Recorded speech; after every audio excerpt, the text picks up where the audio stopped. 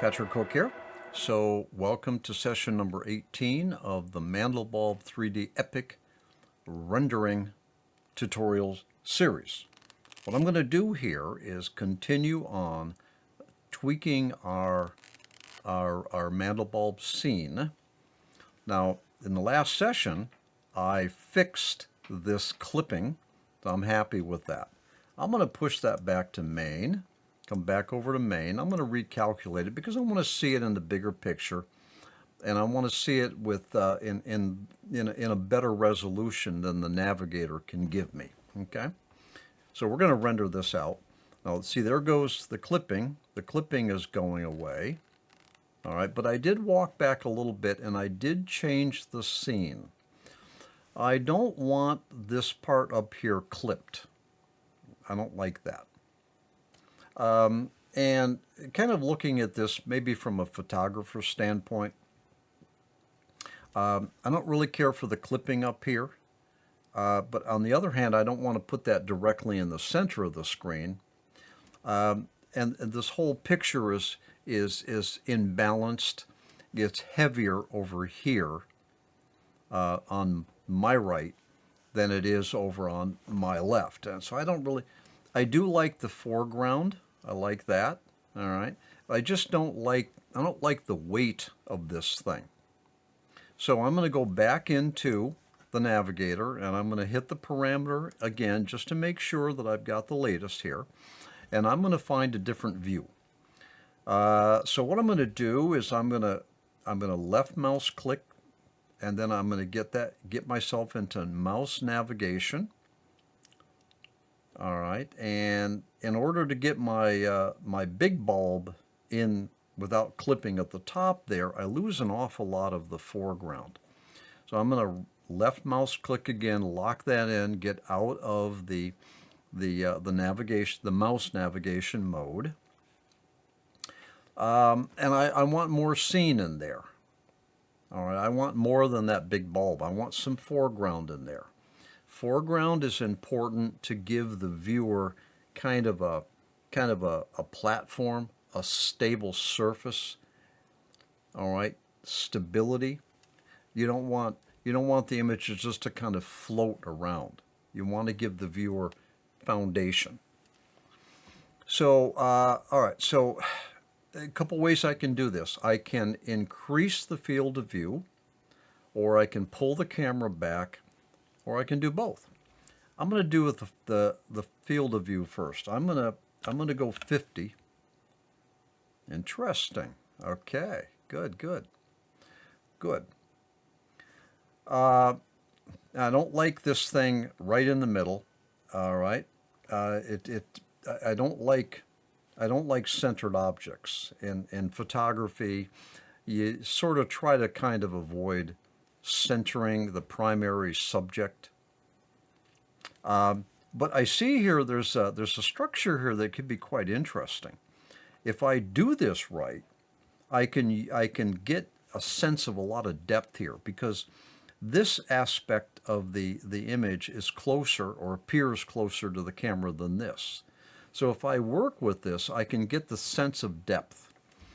So that's what I'm going to do. I'm going to see if I can slide over, and then I'm going to look back. Okay. I'm going to slide over again. I'm going to look. I guess I'm going to slide down. Now, that's too far, too much. All right, that was a 50. I'm going to go back to, 45. Okay, good.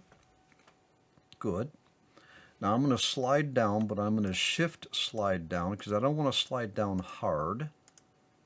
Okay, good. Now I'm going to shift look up. Okay, now I'm going to shift look over. Nah, I don't like where this is going. Nah.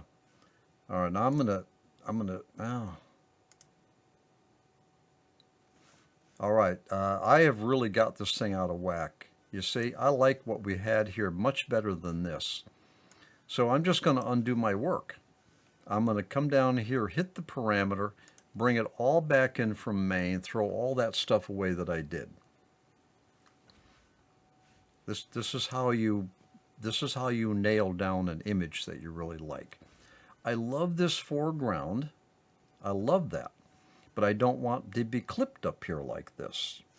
So I'm going to go back to the field of view, and I'm going to try a 28. Now that's not going to work. That's worse. I'm going to try a 40. Okay. Okay, good. All right, I got my foreground here. I've got some foreground objects. I've got kind of a base right in here. Let's see, maybe I need to look up. I'm going to do a shift look up.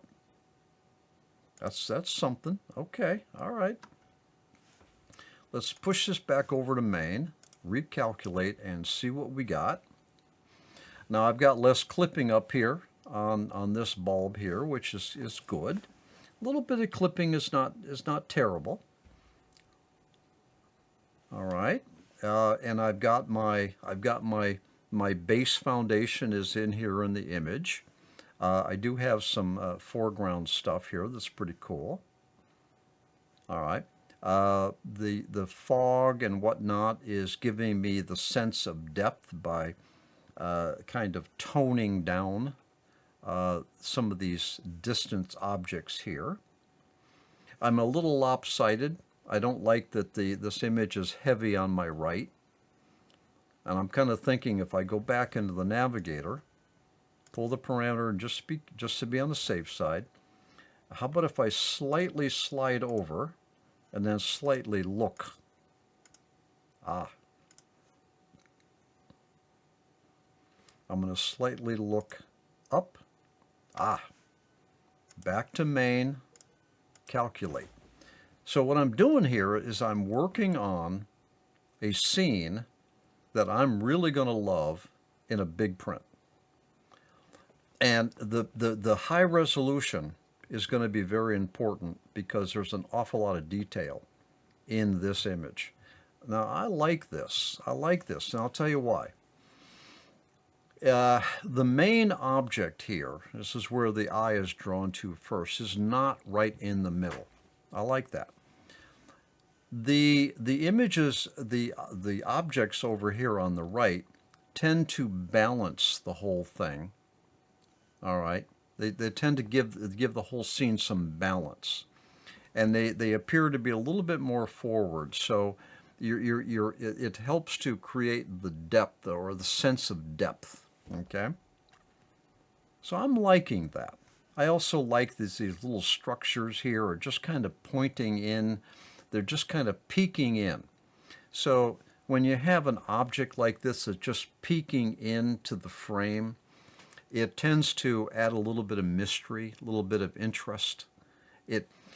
This is eye candy, because a viewer can look all around this thing, and you don't have a whole lot of dead spots. I guess up in here could be considered a dead spot, but that's actually contributing to the overall scene because it helps to give it a sense of vastness, vista. This is sort of a vista, and I like that. I like this scene. I can see this on my wall, but I'm not done yet.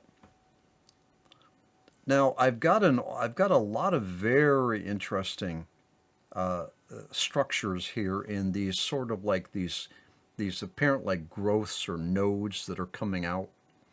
There's a lot I can do with this, but I have to be careful that I don't ruin them. Now, so far I haven't touched any lighting. I haven't touched any coloring.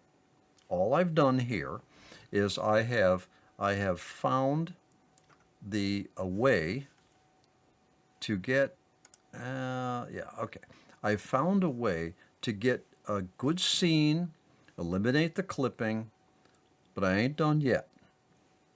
How do you like that? Ain't. All right. That just slipped out. Ain't. I ain't done yet. But we're having a good time with this. We're gonna pick this up in the next session, and I'm gonna continue to tune this out because I don't want to put time in to create a large, high-resolution image file for something I'm not going to like. I want this to be something I love. I want to spend time with it. I want to invest in it. I want to put money into it. I want this on my wall. I have to love this. And I'm not going to proceed into the big high-resolution render, even if I can, until I'm at a point where I love this image. And I'm loving it, but it needs work. All right, let's pick this up in the next session. I'll see you there.